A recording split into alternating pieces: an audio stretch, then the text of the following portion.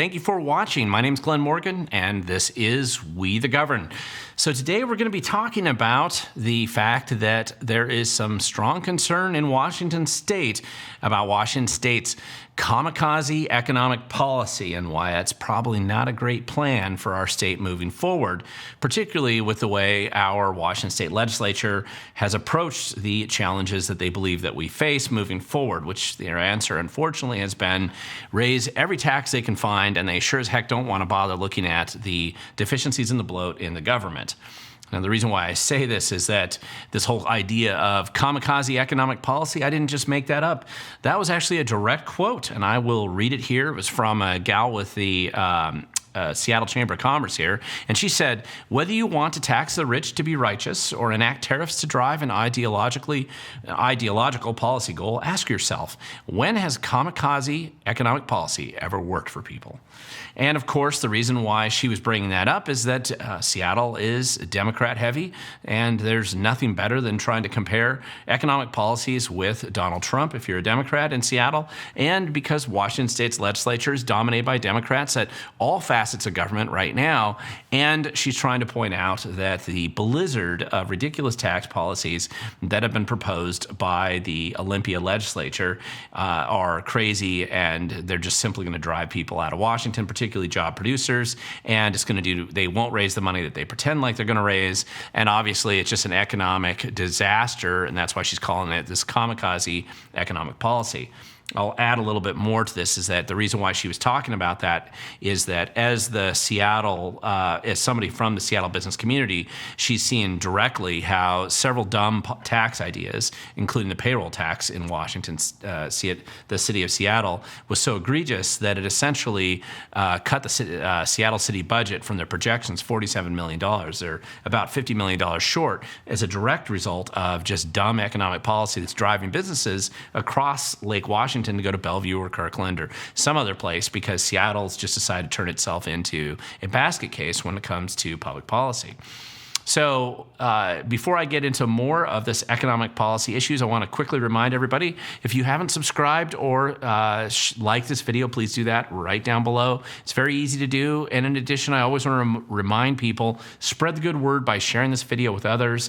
If you know other people who think that Washington State has terrible kamikaze economic policies and that perhaps maybe they aren't the best way forward, share this video with them. You never know what kind of interest and attention you'll get from people who might be able to put additional pressure on some of our elected officials to not do that. Because after all, our elected officials, like these guys right here, they seem to enjoy taking charge and leading the clowns out of Olympia, but those clowns are angry and they are going to do a lot of damage in our state, and many of the policies there are so bad that they're open for widespread mockery around the country and around the state. I'm not entirely sure exactly which group of people they think that they're appealing to, but clearly it has nothing to do with anyone who's productive in our state, and it's not a good idea.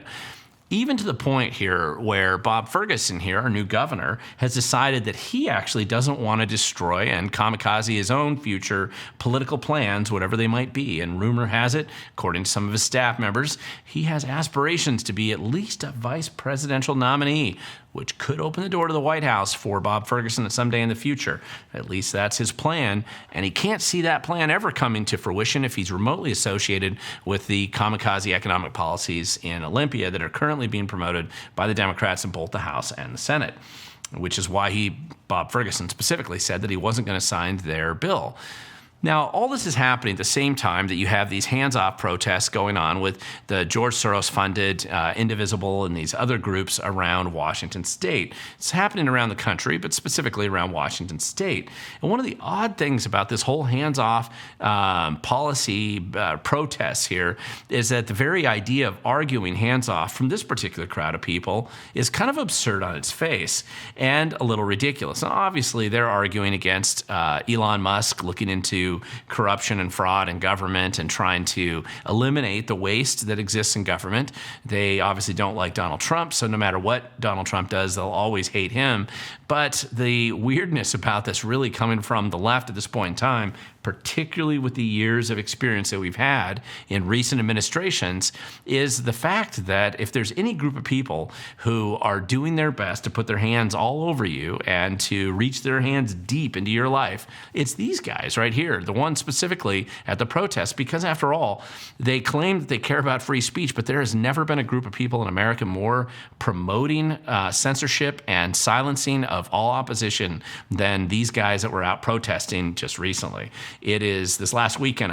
These are the pro-censorship crew, and the Democrats in Washington state have strongly supported censorship, particularly if they could encourage social media to censor us. And Bob Ferguson himself actually created just an Orwellian task force that still is meeting right now to find ways of censoring their political opposition. In addition, these people stick their hands into your pocket every single second and excuse they can find to take more of your money. This is a defining characteristic of the left in Washington state and the Democrat Party that houses the left, and they are actively trying to take more of your money in every excuse and every opportunity they have. And you don't have to believe me, just look at all the bills that they propose in the legislature. Admittedly, some of them have already died, but there are still plenty of really dumb tax bills that are still moving forward, self-destructive, kamikaze style, and they're all about keeping their hands on you, not about taking their hands off. And that's why this hands-off protest is so silly. In addition, there's never been a group of people organized in modern American history that's so focused on trying to take your property and take away your property rights. And it doesn't matter if it's civil asset forfeiture, something I've testified in the legislature before trying to change. The Democrats universally didn't want to do that. They want to have any and every excuse set up to take more of your property. If you're trying to do anything on your property at home, trying to make it more expensive, jack up your property taxes, make it harder to build new homes. They pretend that they want housing, but only if you're going to stick a homeless camp somewhere, then they want that kind of housing. But they certainly don't want people to have their own homes anywhere. This is one of those defining characteristics. And of course, most recently with arguments over parental rights and the drive to remove the parents and the people of Washington state from having any control or direction over a collapsing education system, and certainly what the children are doing, taking your children and putting their hands all over your children all the time, that seems to be another defining characteristic of this political movement. And so when we talk about kamikaze economic policies from the group of people that are pretending to have protests all the time, claiming that they want to have hands off, at least hands off of Trump, it's really kind of silly, because on top of this, one of the things that we're really referring to is this bloated state budget. Our state budget in Washington state's gone up by nearly 100% in 10 years. And there isn't anybody out there that can even remotely pretend that we're getting a better government today that we're paying twice as much for. We aren't, and we all know it. On top of that, they want to increase taxes on everything: gas tax, property tax, any kind of tax they can find, any kind of the CCA kickback scheme, which is essentially gas tax, any kind of raising your park fees, everything they can find. There is no such thing as a tax that they don't want to raise.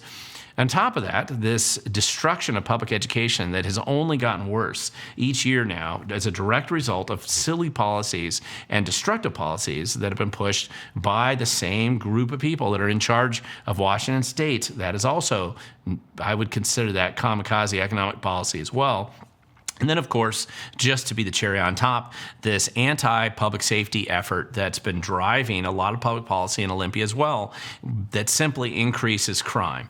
Trying to go back to the bad old days of the last time the same type of people were pushing more pro-crime policies that did not end well, and we had to spend a lot of time trying to fix those in the past, just bringing these back. If they're going to cut anywhere, they want to shut down the prison so they can release the criminals into your neighborhood. If they're going to save money, they want to take violent sex predators off of McNeil Island and stick them in your neighborhood without letting you know about it. And by God, they definitely don't want to put these guys away when they go and commit violent crimes in Seattle. They just want to release them right back out on the street and see if they'll be even more harmful next time.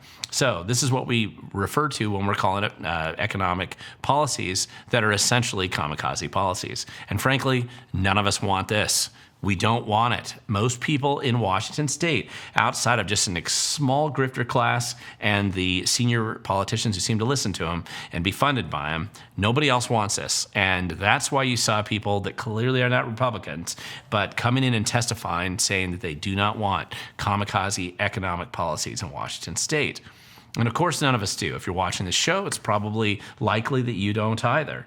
But the important thing is when we see politicians and bureaucrats and grifters going down a crazy road, whether it's in a kamikaze direction or just simply crazy and insane or silly, it's important that we get involved and we show up and we push back. And I'm going to point out one of the things that I think has made a big impact in Olympia this particular cycle has been the overwhelming response of citizens getting involved and responding and identifying how crazy some of these bills are and signing in opposed to these bills. This year in the legislature, multiple records have been set for the number of people in opposition to just the sheer craziness of some of these bills. And believe me, those numbers do make an impact to our political class, especially the 43,000 people that signed in opposition to the property tax, or the 98% of the people that signed in opposition, the thousands of you, to the pay-per-mile tax, and a lot of other dumb ideas that Olympia seems to be full of this particular cycle. Showing up makes a big difference. If you want to impact the future, you have to show up because, as I always say, the future belongs to those who show up.